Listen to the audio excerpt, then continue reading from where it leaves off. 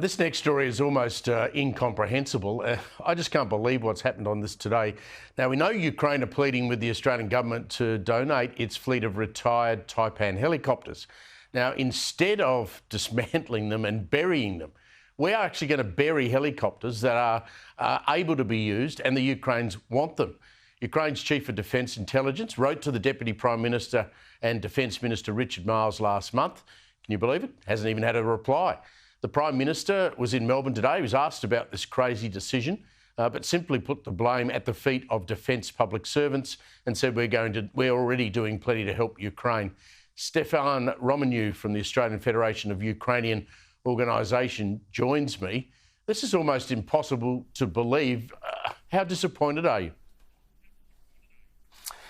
Steve, good to be with you again. Look, in the first instance, we need to say from the Federation's point of view, we thank the Australian government for standing strong with Ukraine. So in principle, we're standing very, very strong. We're fighting evil because we want a better world.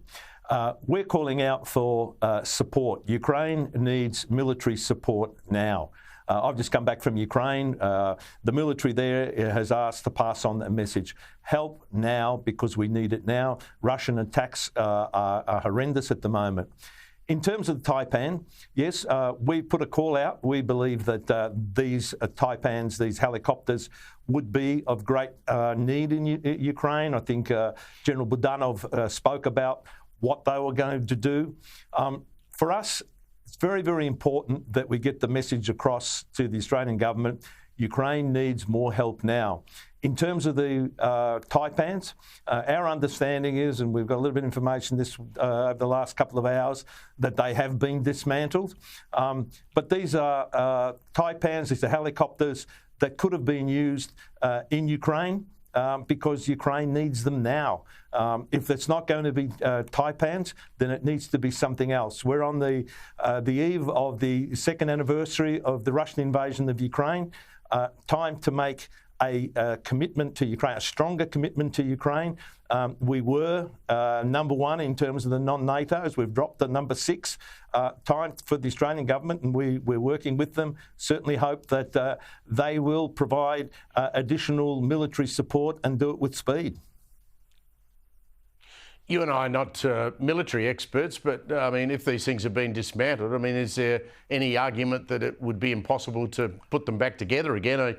I saw a Special Forces soldier on Sky today saying these Taipans, while there has been some safety issues, are actually a magnificent piece of machinery. And you just, it beggars belief that we're going to pull them apart and bury the things. Look, as you say, we're not defence experts, but the people who have been advising us have said that they would have been able to be used. They still could be able to be used if they were put together. It's interesting that other countries are using the Taipans. Can they put them together? I'm not quite sure. I'm not an expert on that, but they would be very, very helpful in Ukraine. But again, if it's not going to be the Taipans, then what is it going to be? And it has to happen with speed. The fact that this decision has been made, one of the questions we're asking is in terms of, I know there's a call for an inquiry. How does the Department of Defence come to these conclusions? If you look at the chronological approach of this thing, something just doesn't stack up. And whilst ministers take advice, I think the Department of Defence needs to come clean with some of the questions that are being asked, not just by the Ukrainian community, by defence experts.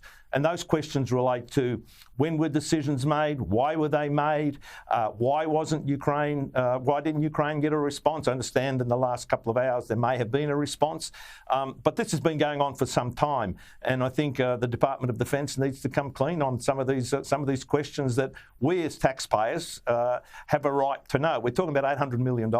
So we're not talking about, a couple of million. We're talking about every dollar counts. And now is the time where Ukraine needs that help. So our call out is to the Australian government. We've done a great job up until now. Let's make sure we get back to being number one non-NATO country. Show Ukraine that support. I was in Adelaide a couple of weeks ago when the Operation Kudo soldiers were going over to the UK to train Ukrainian soldiers. That's a great thing, but at the same time, military support. Russian missiles are killing children, blowing up kindergartens, hospitals. Now is the time. I was in Kyiv a couple of weeks ago, 75 missiles and drones over Kyiv overnight, the biggest attack over a short period of time. And those attacks are happening every day. So we need that air support. We need all sort of support that we can get from Australia and our international partners.